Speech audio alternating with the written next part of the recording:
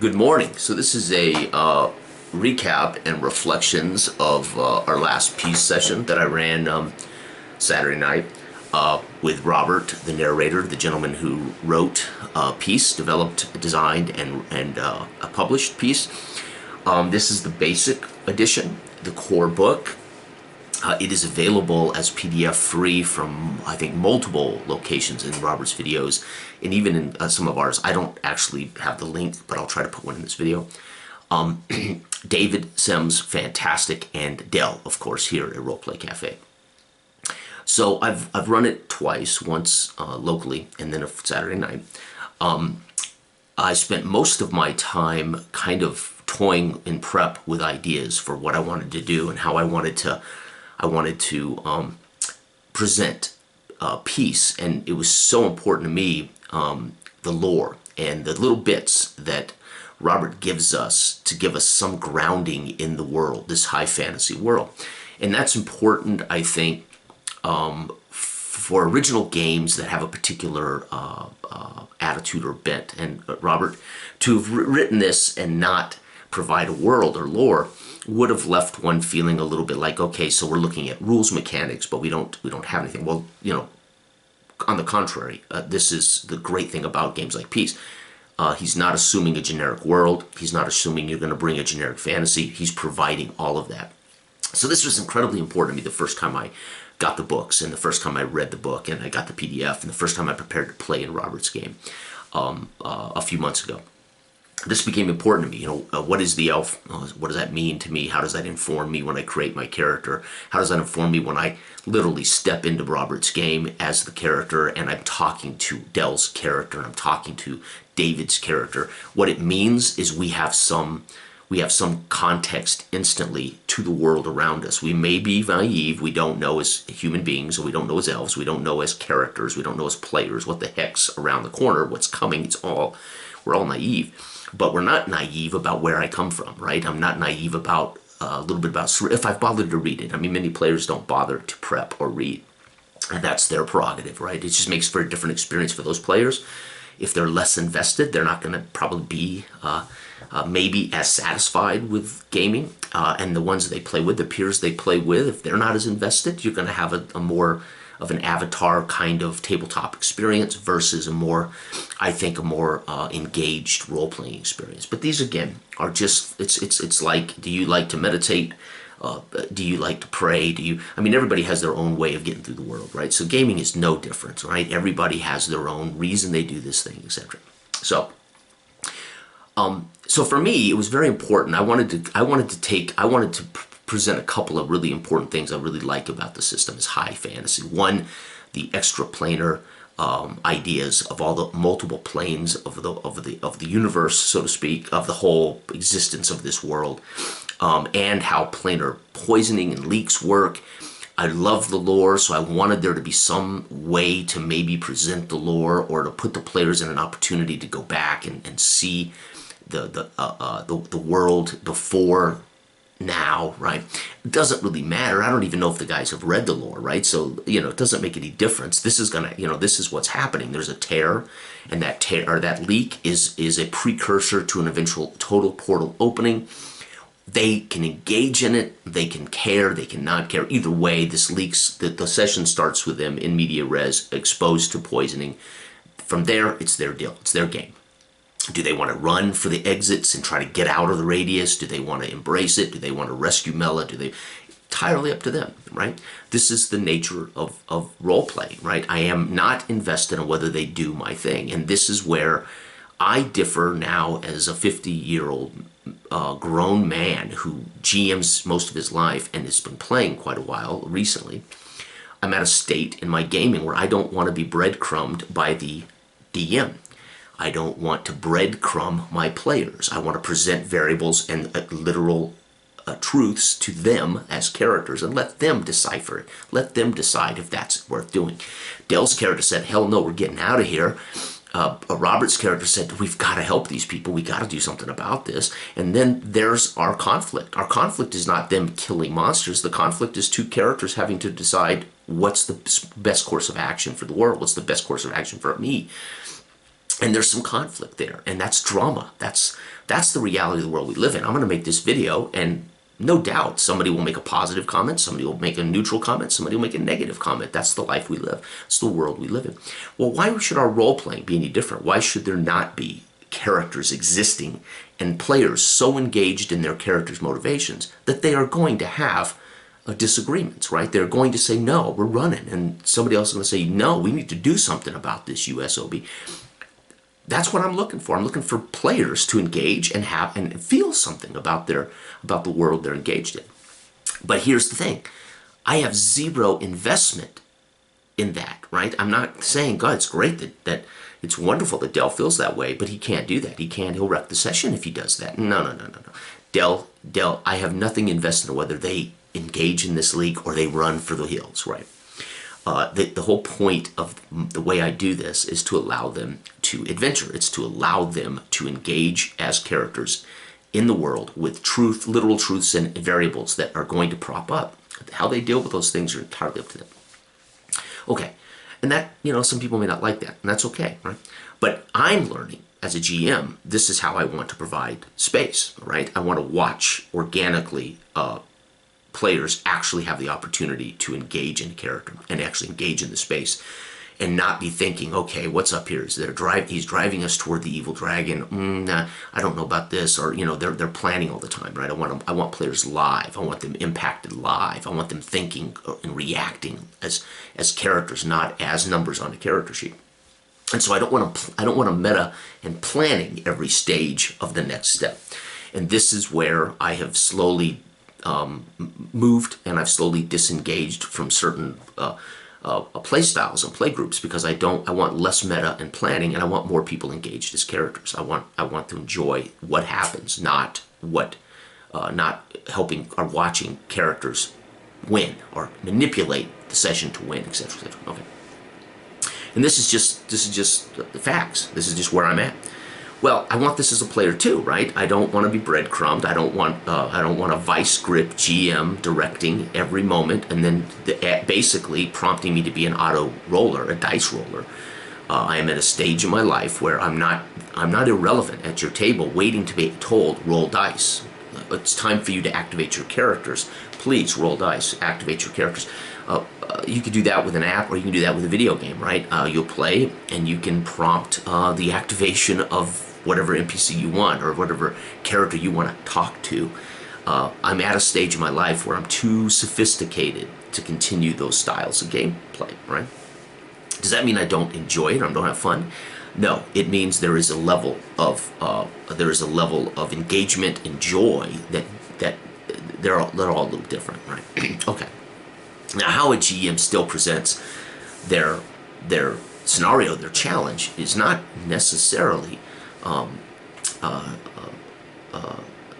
counter to my having a good time in character, right? Okay.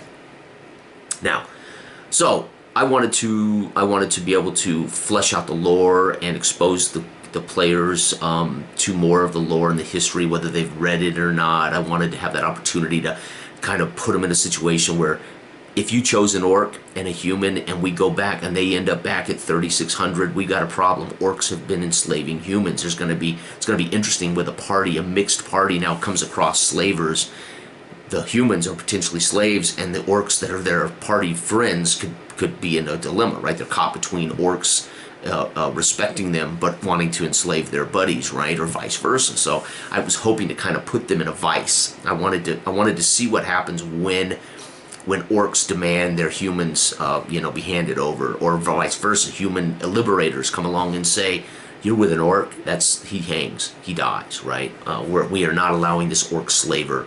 How dare you as a human run with an orc, right? I mean, I wanted to put them in a situation where their connections and drive might actually become an interesting dilemma for them. I would think not. I would think the party comes first kind of thing, but you don't know what's going to occur, right? You don't know whether Dell's going to sell out his human friend, Garvin, right?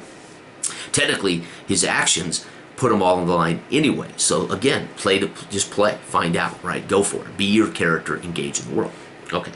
So that was the whole gist of the setup. I wanted to go back and look at the lore. I wanted to really see these planar leaks, and I wanted to see the portals and the plane changes. I wanted to provide a space for players to see those things or engage in those things, or for those who might watch, see how that works in peace, right? Because part of the reason we're doing APs is so we can learn from ourselves. We can learn. I can look back and say, oh gosh, I really handled that poorly. I mean, I also used all of our APs. I don't watch them religiously, and I don't watch them from beginning to end, but I might go back and say there was a period in that session where I felt a little clumsy. I'm gonna go find that in the video and see what I did right, what I did wrong. Did I misunderstand somebody? Did I miscommunicate? I do it all the time because I'm live and I'm not practiced in the sense that I don't rehearse my games, and I don't practice myself to be controlled and to control everything. So what you see when we play is a guy sometimes miss saying something, or unfortunately I mispronounce their names, and unfortunately till I get the names right. But that's just playing with people, right? And I don't want it to be that way. There's no pretense of our actual plays. You're getting guys sitting around playing, right? Take it or leave it, right? Okay. Now, so that was kind of the goal, that, and to share and to run again a game. I really, really, really like the mechanics. I think the mechanics are fantastic. So ultimately, starts out with them in media res. Mela detects the leak, but partial at she begins to detect it about the same time the poisoning hits her, and this is an earth. The stone is made of earth. But for it to activate, it goes through an elemental portal change of earth, which causes bone crushing, bone twisting, limb disfigurate. Is how the poisoning affects those around it. So everybody has to make endurance checks, and they'll suffer broken bones or twisted bones or whatever, right? As they're being crushed by this earth leak, this planar earth elemental leak. But it's not an earth elemental. It's the beginning process of the leak of this stone, which is earth, turning into a temporal portal. Then, of course, once the portal's fully open in that 10-mile radius, everything in that 10-mile radius is going back in time. Okay. Now, if they step through the portal, it will end this scenario, and that for that person they'll have to make another endurance check to suffer more damage and pass out. But then they'll wake up, basically just in that other time before the stone portal's even built. Right. Okay. So if not, that's as long as that portal's open, that thing is just going back in time, back in time, back in time, back in time. So at some point, people would travel through that 10-mile radius and literally come out the other side at whatever time, right? Okay, so it's creating like this huge 10-mile time gate, right? Okay. They dealt with that. They stopped the portal. She dispelled the portal. They discovered these very old orcs, but they were zombies, so they had died of old age and become zombies. They were outfitted in brand new armor, but it was dated armor from circa 3700s, so they could see the technology. The armor was really ancient, but it was brand new. And these were, so I was trying to cue them again with clues that this was a time gate. And then as the sun came up, I began to describe that it was the arid, suddenly it was more arid climate. The grass wasn't as healthy, it wasn't as tall. From yesterday, literally in the same campsite. So all of these should have been clues that something's drastically changed for them, and I think they got it. I think it worked. I think I provided the proper visual details. When they looked around, I said, yes, you can still see the mountains are in the same place, etc., but something is drastically changed in your campsite here. This is, so I think I managed to pull that off, right? I think they managed to put two and two together. Something's occurred here. Okay. Okay. They go on then to decide, they get a clue. So this was from the random seed chart about miners. So I tied the miners to the hunters of the camp, and I made that, and them overhearing a conversation as they passed between two young hunters saying, yeah, we ran into these guys that claim they're going to be staking claims for shard mining. What the hell? You can't do that today. And that kind of cued them. There's just a curiosity here. So they decide they're going to chase down these miners and find out what the heck's going on. But in doing so, they run across another random seed, which was a orc raiding party that surrounds the miners. So I just have these two random variables. As they pursue one of the random variables, I just say, hey, they're going to find these miners at the same time they've been surrounded and are being harassed by orc raiders, right? And if they're humans, they're going to be probably taken as slaves by Cagdan's slave army. So Cagdan is the last remnants of orcs that are slavers, and they're hiding in the mountains, right? And I kind of prepped this as who is Cagdan, who is this, what's his goals, what was his army before I created this scenario of him trying to send his army in the future. Okay, whatever. So the gist is they can now deal with this, so they can at least find out more about Cagdan, so they can maybe get home. Again, I don't really care what they could choose to stay in this time, right? So I have nothing invested in what they pursue. I have only invested in seeing what's happening around them in the world, and then saying, hey, you guys see in the distance a lone horseman, and they might say, huh, well, he's going somewhere. Or they might say, really, we're going to ride like hell to catch that guy. We got to talk to that guy. I don't care. I'm nothing invested in what they choose to do. Anyway, so from this, Dell's character on his bear immediately tracks into it and sends his bear assaulting their apparent leader. This is one lieutenant with a bunch of minion orc. So really they're bandits, but they're young like orc bandits. On the chart it says orc bandit party, right? So I have outlined in my notes, I had outlined lieutenant. And anytime they run into an orc party, this will be the gist makeup. One lieutenant with all minions, right? Up to 12. Or I think maybe it was up to... I can't remember how many. With minions, it would have been 20 something, right? And then I had a wizard chieftain they could find. Anyway, long story. I don't want to get into all the stuff that's on the chart, but anyway, so they have like 20 minion orcs with him. His bear dispatches their lieutenant leader very quickly, and it spooks all the rest of them to run for the hills and head back to Cagdan's camp. They pursue. They end up chasing up into the hills. They end up circumventing many of those orcs by kind of trapping them between a wall of fire in a way and a rock slide that Dell's character sets off, riding his bear into the mountains. They then infiltrate the camp, and they very quickly get into his, because Dell, this was kind of remnants of his tribe, so Dell kind of understood the cultural makeup of how they hide the leader of the camp's tent. They don't put it right in the center. They don't put a flag on it saying leader, but Dell's character kind of understood in these orc tribal things where he would be in an obscure tent. And they gamble that that's the tent. They go in, sure enough, they find him, and they waylay him very quickly, surround him and waylay this chieftain. But it does show you that they are heroes. They are capable of defeating a chieftain like that. I mean, we got a bear, and we got 3 hero characters, and they did very quickly deal with this chief. And it just shows you the level of first level characters in this high adventure game. They should be, right? We're talking about what if Aragorn, Gimli, and Legolas surrounded the orc chieftain that shot down Boromir, right? Can you imagine, right? He's a powerful orc, but they would have waylaid that single orc. It might have been one hell of a fight, but they would have ultimately been. And that's how I see peace. I see peace as that kind of epic storytelling, that kind of epic character launch, right? And then they're going to become hopefully greater characters. Okay, and they're going to deal with greater world dilemmas, I think, right? So, but again, you're free to be evil in a way in peace. You're free to be good in peace, right? It's going to affect the world. So these are great things in peace. These are great, the prophecy meter, great devices.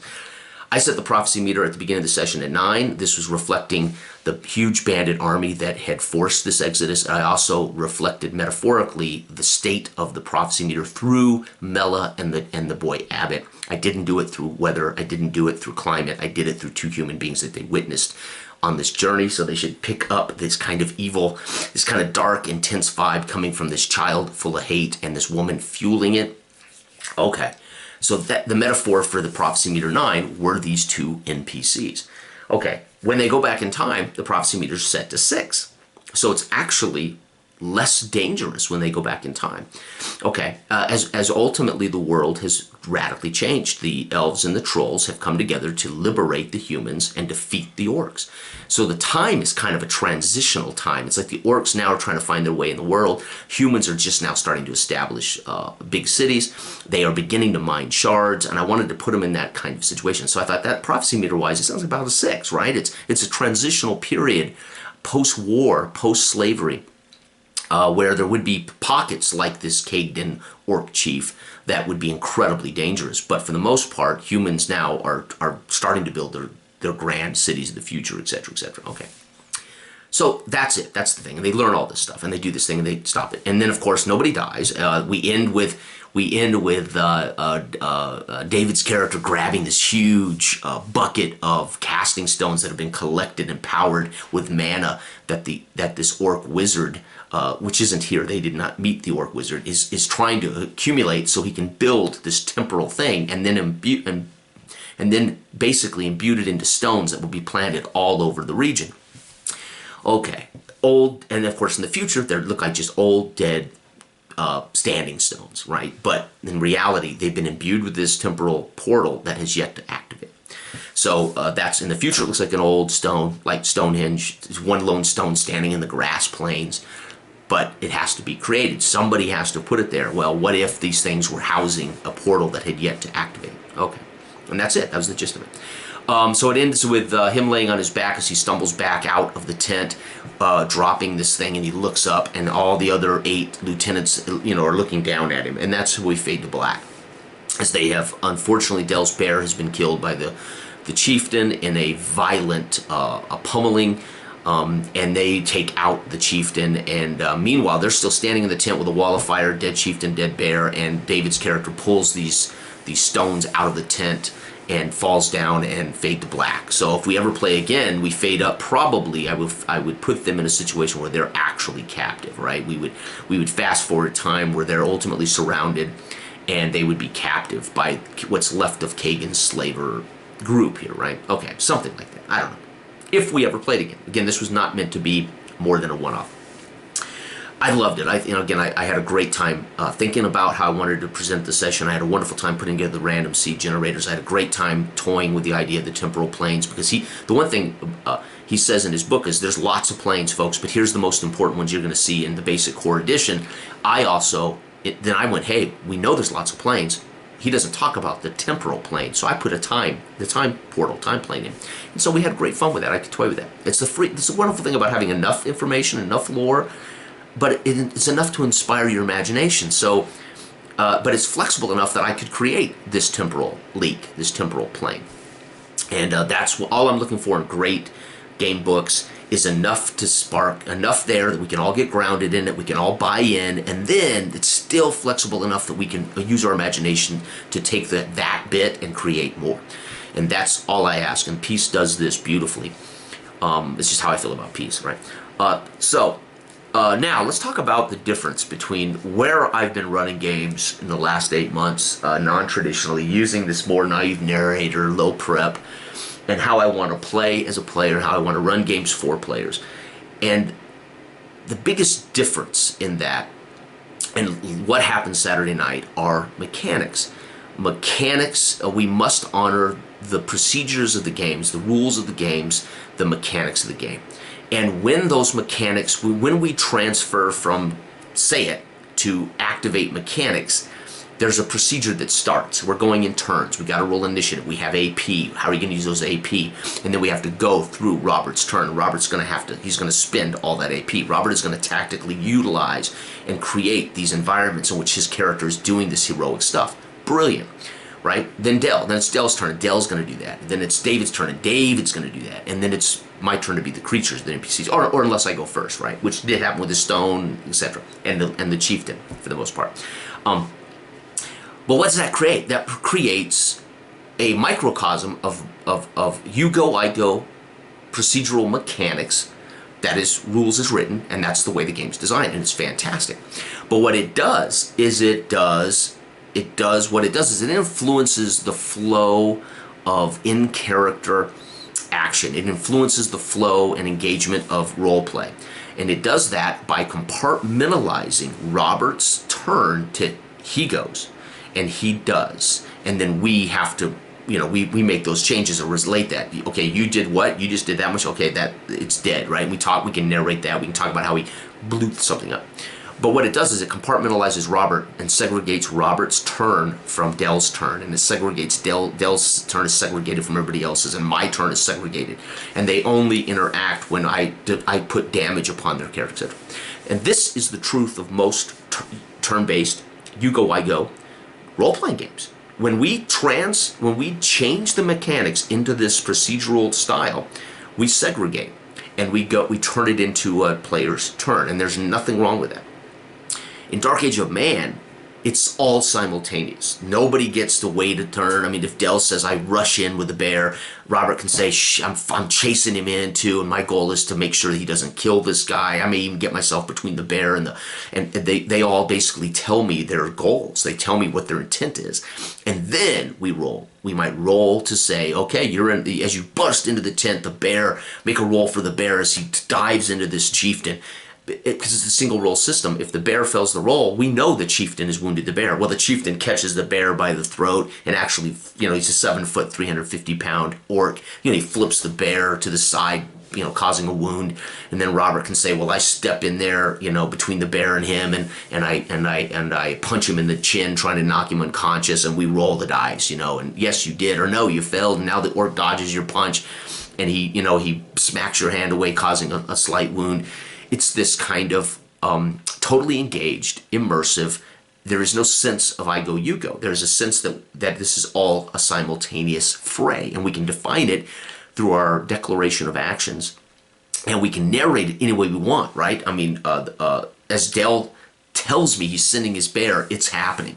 As Dell says, then I'm going into the back of the tent, hopefully, the back of the tent. I mean, he doesn't know where the guy is in the tent, or if he's even, they could have all rushed into an empty tent, right? Then, of course, you could literally have Ironthar say, okay, I see this craziness happen. I'm going to duck into the dark and draw my bow, and I'm going to watch these other orcs and see if they respond, and I may start trying to pick off orcs. And I say, great, you do that. And then when I activate the orcs and say, well, they do. They see, they don't realize how fast the bear hits the tent. It's like 2 seconds later that you see these orcs that are preparing dinner stand up and look around, and they all realize something's happening in the chief's tent, and they're reaching for it. Now he can fire his arrows at these, and it's just this. It's this kind of constant ebb and flow of action, and we just change difficulties, right? And we wounds are created on either or things are activated like injuries or curses, etc., based on the success of these rolls. So one of the things I did with AIA and IDW in my 2061 games with Dell and with Donnie, and my Conan game with Todd and Jory, and again, I removed the idea of you go, I go. There was still some procedural kind of like, well, Todd, what do you want to do? I mean, there was those moments, right? But I really began in AIA to basically allow the players, as I would say, okay, somebody's shooting at you from the top of the tunnel, and you can see bullets hitting the pavement on this old road. And then they literally say, well, they're ducking behind cars. They're taking cover. I now modify the difficulty of the sniper to hit them because they've told me they're just taking cover. And then they narrate how they're going to run from cover to cover to try to cut the distance and get underneath the tunnel. Brilliant. And it's all utterly tactical, but there's no rules for it. There's no thing for it. So they're telling me what they want to do, and I'm saying, well, that's fair. Now, you have to move, so I'm going to roll shots against you as you move. Boom, boom, boom, boom, right? But you got cover, and you're moving, so it's going to be harder for the sniper to get a bead on you. And then at some point, they're going to be underneath the sniper, who's above them in a tunnel, 50 feet above them, right? It's all utterly organic, natural, right? So one of the things that happened the other night is that ends up being more mechanical talk. It ends up being more administrative talk. It ends up being more meta by the nature of the activation of mechanics. I'm a firm believer, the more you know a game, the greater you understand the rules, and everybody at the table does, then meta begins to disappear from all games. I don't care how complicated. Right now, unless you're playing a game where you literally are moving, I get to move 5, and you're talking about the calculations of flanking and the calculation. Well, there's 2 of us on this side, therefore we get this. That's always going to be meta, no matter how fluent and how expert all the players are, because it becomes a tactical war game. And there's nothing, again, we're not judging this stuff. I'm defining the difference. So for me, I'm saying, as I told Dell privately in a conversation, what's happening is we want to characterize. We want to characterize the session. We want themes. We want aesthetic. We want a character. We want to see characterization lead the session, not the game. So when I say what's important about Dark Age of Man, it's how we play it. It has nothing to do with the rules, right? So what shines in Star Wars or Star Trek, Conan 2D20, or Star Wars in DS? The system shines. It's really players enjoying the dice and the system. It's about the system. It's really not about their characters. Now, they can say it's about their characters because the characters, how they interact with it. But characters are technically devices to enjoy the system, right? These $40 worth of dice, we're all going to roll it, we're going to extrapolate it, and then we're going to tie it to what our character's trying to do or how the scene unfolds. Fantastic.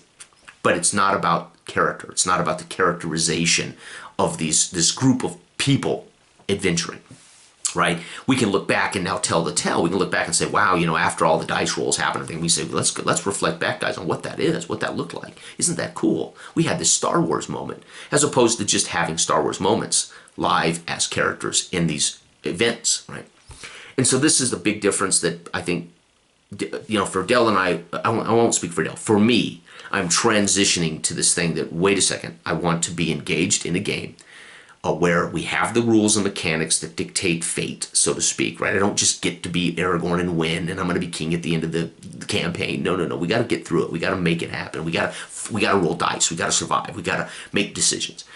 But I want the game to be centered on the characters. I want Brian's lore to be why we're here. I want to watch Brian work as Lord Elamir. I want to watch Brian go through his machinations to maybe make a deal with the king and improve himself in the world, while meanwhile Dell's character is desperately seeking to solve some riddle about the children having a disease, and he wants desperately to save these kids from some weird plague that's only affecting children under 12 or whatever. And so his character becomes obsessed with rescuing, maidens who are being, stolen or something, right? So it's about the characters, the characterizations, and what they're engaging in that becomes paramount, not the game, right? We're playing Shadowrun, guys. It's about Shadowrun, right? It's about this mechanical system. It becomes about the glory of the thing you've bought $60 in, right? Or 85 miniatures in, or I'm kind of tired of glorifying the brand and glorifying the game and glorifying the system at the expense of players and their characters in an adventure and in a setting and in a scene and in a session and in a campaign. And so the more versed we are in old D&D, which is why so many of us love old D&D and OSRs, because we know it so well, that we start to blur the lines between the mechanics and the characters, right? I know Sword and Wizardry or Lamentations of the Flame Princess so well, despite some details of the rules that are different than BX. I could be Jurgen. The lines were utterly blurred from mechanics to me as a character in Ivan's Lamentations game, and that's the difference, right? And the system is so well known, the system is so old, the system is so archaic that it's almost invisible in the nature of how it's activated as we play. When I say I'm going to do this thing, and Ivan says, make a d6 roll, don't roll a 1. Boom, it's simple, right?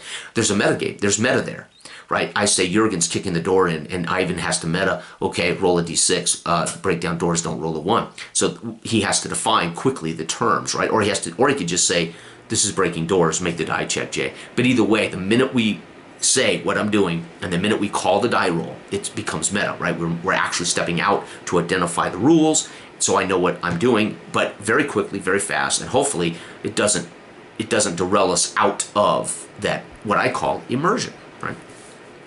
So what does Peace do? Well, Peace is brilliant. The tactical choices are brilliant. The character builds are fantastic. Everything about Peace is equal or as good as any tabletop game I've ever played. And like I said, it's quickly become one of my favorites, if not my favorite. That's not our game, of course. And I'm enjoying it for all of those things that are truly unique and different, right? If I'm going to play D&D 5th edition, I'm not going to be happy because I don't want to play that version of D20, right? So what I really want is a game that actually says, no, we're gonna make this even more interesting tactically. We're gonna actually make this really fascinating tactically. Peace is fascinating tactically. It's not just adding big numbers to d20 rolls as you manipulate your activate your skills or activate your weapons or activate your thing.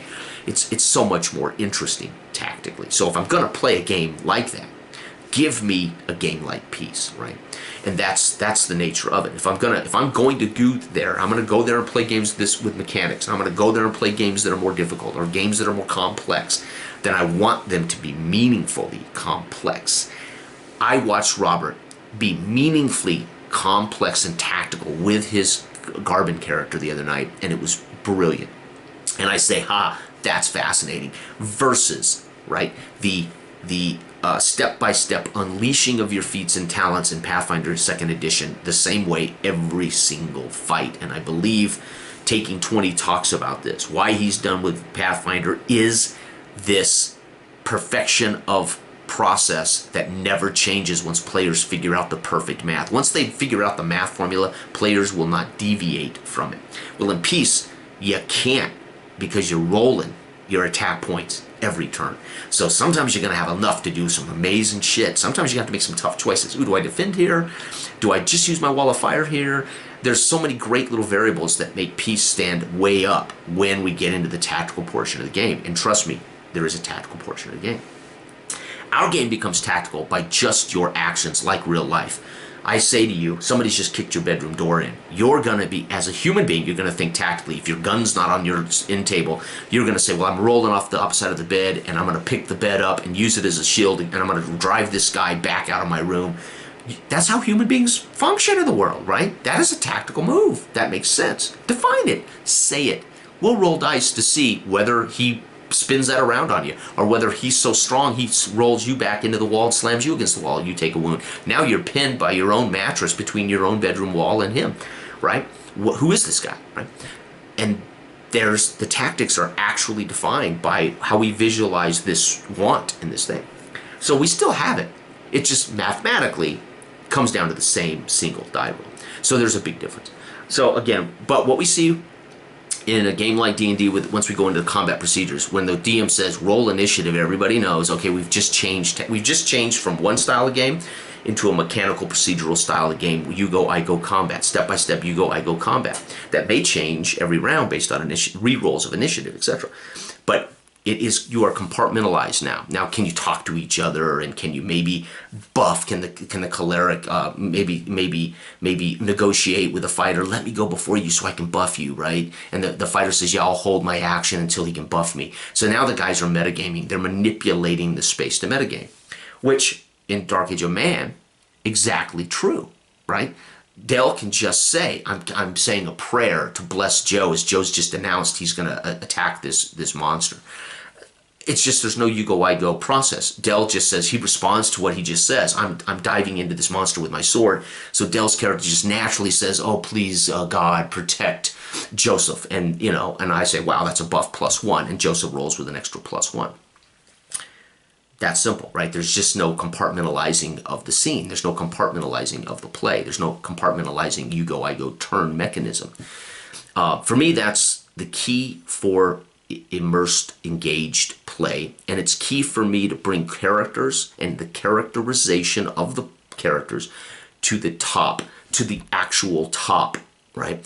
So we got layers of gaming, right? And I want to bring the characterizations and characters to the top layer, right? Everything else is here, right? And as opposed to most games where the mechanics, the game, we're playing this game, and those mechanics are the top layer, right? It's really about the system. It's about Star Wars NDS first, period. Now, how the players engage with that system comes through these characters and character sheets, and how they prompt it, and how they might talk to each other in character, etc. But what we're seeing is we're really seeing a megaphone on the game, and the characters are satellites, right? And so I want characterization play. I want to see players as characters first, and I want to see them impact. And in a way, in our game, we're saying you guys actually are creating the mechanics by how you declare what you're going to do. The simple mechanic is how difficult is that, and can you make the roll? But we are actually saying, no, your characterization actually on the fly makes rulings. It creates mechanics, which the rulings are simple. So we've simplified rulings in our game. So in OSR, players always do stuff that's not in the rules, and that's one of the things guys like me love about the OSR. Say, well, dude, I got to make a ruling on this. So you're gonna have to make a dice 6 roll, don't roll a 1. And everybody goes, cool, we roll the die. But Joe got to do exactly what he defined. So what we're saying is we're just going to eliminate the pretense of that and say really what happens is as the characters narrate their actions, they're creating the mechanics, and therefore the GM has to make a ruling. But in our game, what we've done is we've said the ruling is simple. Roll the dice, Joe. This is hard. That's it. We've literally said you're gonna have to make a ruling every time a player does something that must be challenged. But the ruling is simple. Roll your d20. This sounds like a body check, and it's as hard, man. You're trying to lift an 800-pound boulder off Bill. This is hard. They create the mechanic through their declarative assumptions, their actions, right, in our game. And the GM always has to basically make a ruling. Roll, don't roll. Roll hard, roll easy. Don't roll, you got it, right? So that's what we've done, right? So we're not a GM-less game. We don't want to be a GM-less game. We want the characters and the characterizations to drive it. We want everything else to be satellite in a way to the players, dealing with the variables and the conflicts and the fears and the whatever's going on in the world, the violence, etc., as opposed to the system being paramount and the characters become satellites to it. And that's the best way I can describe it. As this process has gone on for me for now 8 months, and as I'm perfecting, trying to write the rule book, and as I'm sharing, trying to invite people to come to the table and play, and I think that's getting more and more narrow. I mean, we got a handful of guys that seem to want to play Dark Age of Man, and that's okay. I can understand. Some people just don't want to do it and they want to play. So we're going to have a narrow group of people that are interested, and that may expand as players play and find out that it's fun and it's tactical, and I'm okay with that. You know, I'm okay with us being the guys that have created the game that only 16 people in the world are interested in. It's okay, right? I know this. I know what I want as a GM, and I know what I want as a player, and I know what I'm inkling toward. And I've retired before. You know, I retired 4 years ago, and I walked away from gaming completely because I was at a stage after 50 years, or at that time 46 years, 47 years, where I said I'm tired of doing the same thing. We rinse, repeat. I don't care if I'm 12 or I'm 50. It's the same damn experience over and over and over. Something's not changing. Something's not giving. And I keep trying OSRs thinking, okay, this one will give us that trick. This will be the one that triggers that.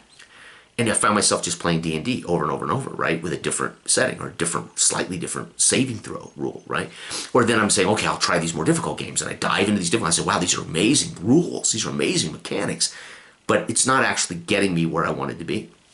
And it took a minimalist game like AIA and IDW to be the final switch in which Dell and I are liberated, and in which Dell and I are saying, whoa, we found it. We found what we're trying to achieve.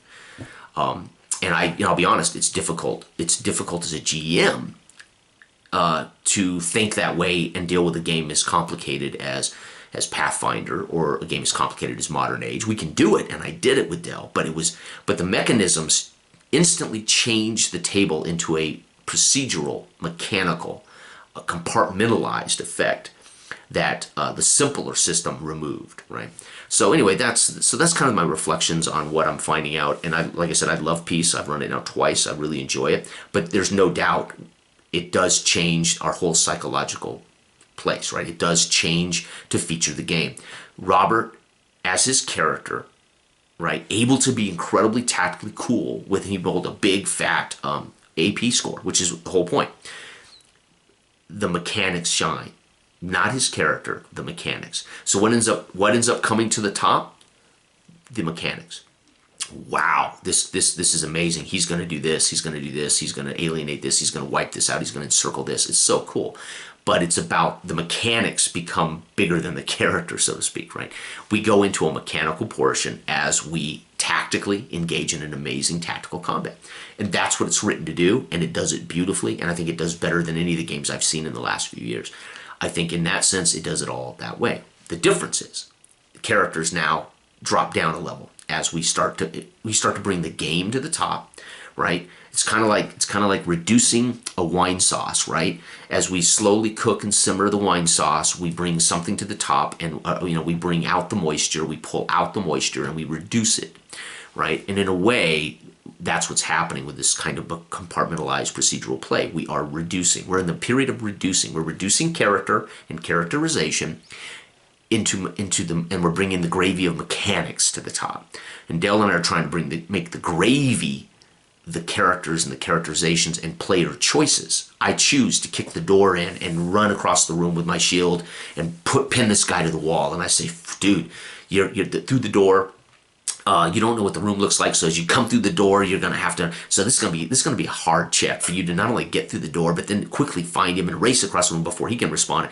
Dude, this is nigh impossible, but go for it, right? And Boom, he rolls a 20, adds 4, 24. We're all go, oh, as he bases through the door, and he just luckily scrambles across the room, knocking tables and chairs out of the way, and pins this jackass to the wall. And we all go, ah, and it causes a wound, right? Cool, right? So the characterization is, we want to reduce the game to the characterization becoming the gravy as opposed to mechanics. The game becoming the brand, the game becoming the gravy. And this is not a knock, by the way. This is just, I'm highlighting differences and where I want to be as a GM and where I want to be as a player now more often than the other way. I love that game the other night, had a great time, and that has not changed. Nothing like that changes, but there is no doubt the game table is very much, it ends up becoming very much meta administrative mechanical conversation. That's no different for any game that's out there right now, right? Except for those that choose to get utterly away from that kind of tactical or that kind of minutia or that kind of mechanical activation. And that's what we're trying to do. We're trying to remove and simplify that as much as possible so the players, again, not only have agency, but the players, their characterization of their characters becomes the mechanical activation, right? They define the mechanics. The GM says, got to make a ruling, but luckily, Dark Age of Man defines the ruling is it's die 20, always rolled by the players. They modify it by the appropriate attribute and gear, and all I have to say is a ruling, it's a hard check. Dude, this is nigh impossible. Don't even roll. You got this, man. You're a horseman. No sweat, man. You got a body of 4 and you're on a horse. You can ride this kid down and cut him off. You don't have to make a roll for this. Okay. Anyway, that's all I got to say. Thank you. Bye.